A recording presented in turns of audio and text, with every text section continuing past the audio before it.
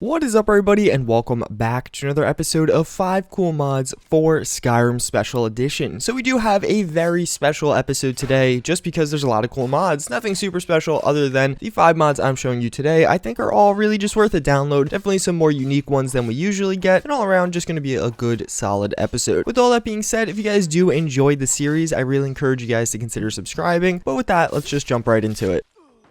So the first mod I do want to show you is Rustic Clothing. So this is kind of a crazy mod just in the sheer size of it. More or less what this is an overhaul to all the clothing within Skyrim. It doesn't necessarily add in anything new, but it's basically going to overhaul all the textures of the actual clothes. That not to be confused with armor, I mean the actual clothing, like fine clothes, jester clothes, etc, etc. In this video, I show you the difference between kind of the fine clothes and some of the other clothes I did have equipped, and I think it's pretty clear which ones did get a change and which ones didn't. All around, I think this is a very cool mod. It's a good mod to download, especially to get that proper remastered experience. We haven't been getting too many of these mods that actually change items in the game. We've had a lot changing different scenery or landscapes or even weathers, but as far as the items go, we've been relatively bare for the time being. All around, I think it's a very good mod to download, although it is kind of large in file size, but again, definitely going to be changing a lot in your game and all around making it look a bit prettier. So next up we have the Draconic Armor. So basically this is meant to be a combination between the Daedric and the Dragon Scale armor in Skyrim. And I gotta say, it is a very cool and interesting looking armor. In addition to the armor, it adds in a Draconic Greatsword as well, which is actually kind of interesting because you only hold it with one hand. So when you're actually swinging around with this sword, you definitely feel very powerful and strong because again, you have this massive sword that you're kind of just swinging around like it's nothing and it just looks very big, and that would be very hard to do. Regardless, it's a very cool armor. The textures could definitely use a bump here, but I think the theme and feel of the armor do kind of make up for that a little bit. The armor itself is very cool, definitely worth a download in my eyes, especially if you actually like some of the armors in vanilla Skyrim. This again is definitely following a similar theme as those ones, although I feel like it has more of almost a demonic or evil look behind it.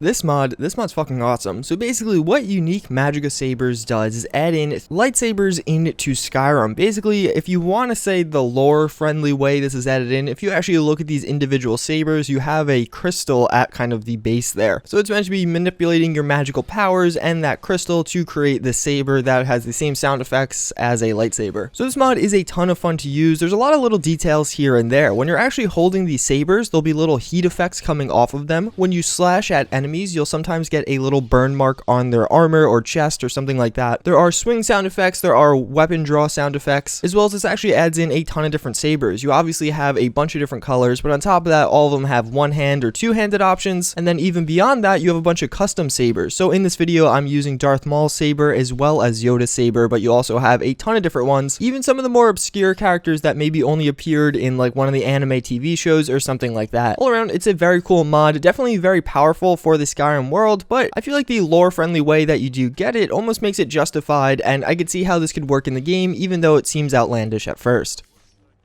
So next up we have the unique bosses of Skyrim. So I did make a video on this mod that was kind of for Fallout 4, but same theme and concept. I've also made videos on mods like this for Skyrim. I actually really like them. So basically what this mod adds in is a bunch of different types of bosses with kind of the little different stories behind them all around the Skyrim world. These are meant to be kind of very high level enemies that are hard to defeat, but if you actually manage to defeat them, you will get a very good reward, whether that be a weapon, a ton of gold, or some cool armor piece. I really like this concept, and I feel like Fallout 4 and Skyrim both didn't take advantage of it to its fullest form. It actually reminds me of the Far Cry games. If you played those, you'd go on these little missions and have to fight a certain enemy that was kind of hard to kill, whether there's a bounty on him or something, and I felt like the reward for killing them was adequate. This mod definitely has the same feel. This is going to be a hard fight undoubtedly, which again is something Skyrim I feel like is severely lacking, but you will be rewarded almost a little bit too much depending on who you take on. But regardless, very cool. There's a lot of variety here, whether it be dragons, bandits, knights, etc. I think it's especially good for those high level characters that were maybe getting a little bit bored with what they were using before and just breathing a bit of new life into the game.